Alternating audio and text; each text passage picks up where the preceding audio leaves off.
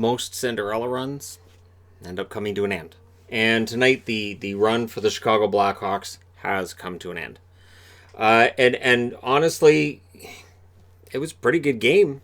It was a pretty good game, although I will say the Vegas Golden Knights were the better team kind of right out of the gate, and yet it felt like they might lose this game. There were points where, I mean, if you look at the preview for tomorrow, I'm like, I don't know, maybe they are going to lose this game. Maybe there will be 4 games on Thursday. Now we're down to 3 games on Thursday, which is means I can do videos on other things on Thursday, so kind of rooting for that. Although at the same time, it's too bad because this series was fun. We're down to 15 teams now that are actually in the running for the Stanley Cup from 24. So we've got 9 teams now eliminated from the bubble. We're down to less than half the league still involved in this. And Nylander out for the Hawks. They brought in Quenneville. They put him right on the top line, which was great for Quenneville, but at the same time I thought, that sounds like an indictment of their depth, that they put a guy in the lineup who'd been a scratch and throw him on the top line. Stastny was back for Vegas. Not really prominent in his return, but Brown's out, Stastny's in. That is a better lineup. So the early edge actually went to the Hawks in this. I thought the first few minutes they came out of the gate, they were pretty good. They got the first couple of shots. It looked like they were, of the mind of, hey, Crawford saved us and we might be able to do this. Fourth line got close for Vegas at the 5-minute mark. Evenly played first half. Much better, I thought, for the Hawks than what we saw in the last game, which they won because Corey Crawford threw him on the back and said, all right, guys, I'm dragging us across this finish line. Crawford robbed Smith, and then Leonard stopped Saad. However, Taves scored from Kubalik and Saad at 10:32 due to a Vegas Golden Knights turnover.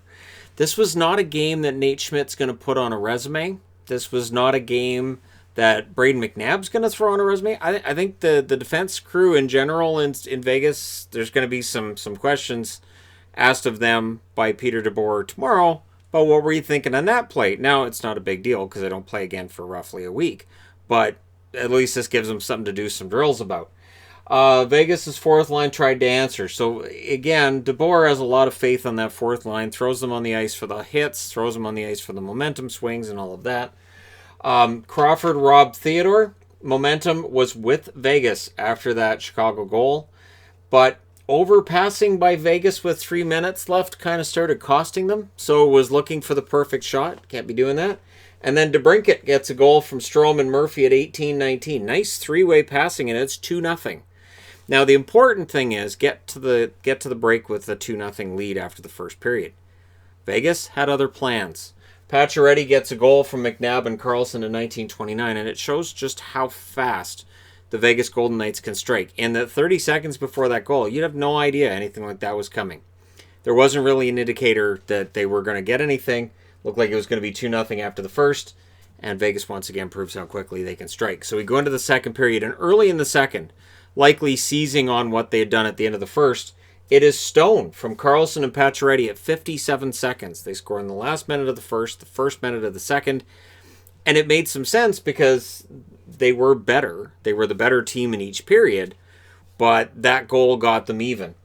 The Hawks, I felt, had to answer, and they made a push at the 3-minute mark, and then there was a really bad turnover by Schmidt. Again, the defensive turnovers tonight by Vegas were just horrendous. So if you want to talk about Leonard and goals he might have been able to save, that could be fair, but I would counter with he probably relied on his defensemen to get those shots out that they didn't.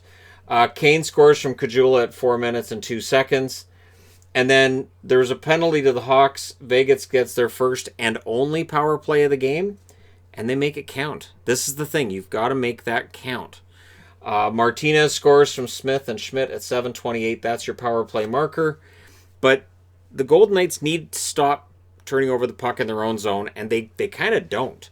Now, the interesting part of this, too, is that they are recovering after that. So they're turning the puck over, and then they're blocking shots. They're keeping Chicago to the outside.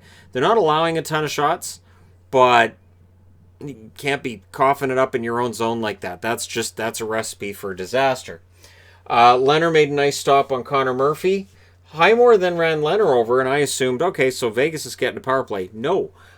It was a slash by Theodore on Highmore. So the argument being, yeah, Highmore ran over the goaltender, but he did that right after being slashed by Theodore. So I thought, okay, so Leonard gets run over and the power play goes to the other team.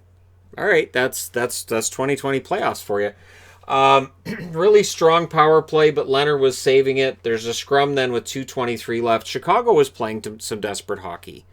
They know they don't have anything left. This is it. They don't win tonight, it's over. So they did leave it all on the ice. I will say that for them. Crawford denied Smith with 1 minute and 48 seconds left. And in the last minute, Carlson tried to do the same thing in the second that they did in the first. And he is stopped. So Vegas trying to utilize that last minute, use their momentum, and they had both of them going for them. There was a last second chance then for Vegas, a few of them actually in the last 10 seconds, that were kept out. So Corey Crawford is keeping this tied. It's 3-3 going into the third period. And I thought, the later this is tied, the greater a chance I would think there could be that a Taves or Kane could potentially pull this out. So the Hawks got an early chance, and then Tuck scores from Marchessault and Theodore at 1:34, and that was right after the Hawks had their chance. And that's how quickly things can turn. Again, against the Vegas Golden Knights, you can have the momentum, you can have the chance, but then they will turn it against you. You've got to watch for that fast break the other way. It's sort of like what Vancouver was doing against St. Louis in the first couple of games of that series, but there's more structure to it. You can see all 5 guys are buying into it, and all 5 are, there are these pre-planned plays that work up the ice. Really hard to defend. And I thought the score finally, to me, reflected the leading team was the one that had been playing better the whole game. This was Vegas's first lead of the game, was at 4-3. Roy then had a chance that narrowly missed as Vegas was in full control at that stage. The Hawks pushed back somewhat at the half. Both teams were standing each other up at the blue line and not allowing a lot of chances in the middle. There was no way you were easily getting in across the blue line without being hassled, and that's for both Chicago's blue line and Vegas's. Really good, solid defense, I thought, in the third period on both sides.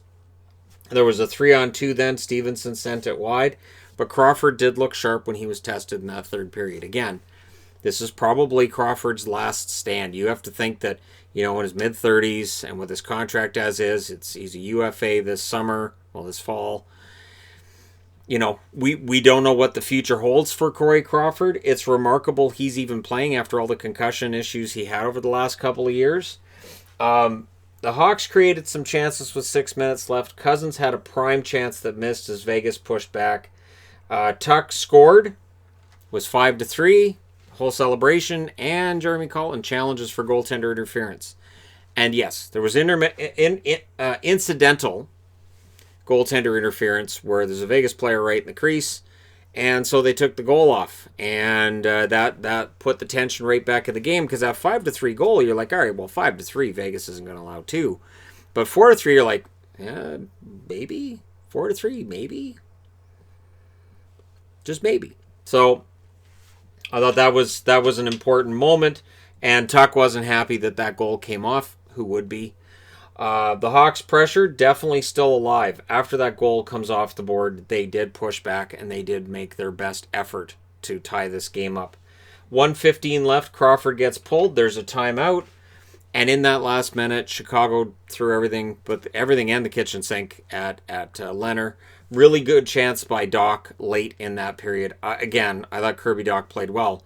And then after the game, they followed Robin Leonard as he went through the handshake lineup and saw his interactions with all the players, and it was really interesting. And especially he and Kane, after Kane scored on, there was some kind of an exchange there. There was nothing in the handshake lineup. So whatever was said in the heat of the moment, and I thought Leonard perfectly nice to all the players, and he actually stopped and talked to Doc for a few moments there where you could tell the message likely being, kid, you're fantastic, and you're going to be a big star, that kind of thing. And so that was nice to see. That was nice to see, because Leonard had his shaky moments in this series at points, but he is the winning goaltender. And again, I think he's Vegas' starter when we reach next season. He should be Vegas' starter in the next round with whoever they play against. Could be St. Louis, right? So the shots in this one favored Vegas in every period. 13-10 in the first, 15-9 in the second, 11-7 in the third. Final shots, 39-26 in favor of the Golden Knights, The hits also favored Vegas, 39-34. Power plays, Chicago 0 for 1, Vegas 1 for 1. So there were not a ton of power plays in this, but the one power play, Vegas makes it count, and that's your winner. I mean, Tuck's the winner, but basically because they get that power play goal, rather than being 3-3, it's 4-3. So that's kind of what I mean there. Crawford, 35 saves on 39 shots. He played very well. Leonard saved 23 out of 26. Yeah, he had some shaky moments early, but he came through in the second and third period. Didn't allow a goal in the last 25 minutes, or 35 minutes and 58 seconds. So that's not too shabby. And I'm looking forward to seeing what Leonard can do from here. So there you go. The Vegas Golden Knights are off to round 2. The Chicago Blackhawks are done. That means I pull them off the board. All their little mini magnets go into my case. And we are down to 15 teams still active in the playoffs. So let me know your thoughts in the comments section below as always. Don't forget to hit like and subscribe if you're browsing your way through. You just happened upon this video. Thank you guys so much for watching, for all your support, and congratulations to Vegas. They're off to round 2 where they may play the Blues. That's what could happen. Being the number 1 seed, they face whoever the lowest seed is that emerges from the first round. Thanks for all your support. I'll talk to you again soon.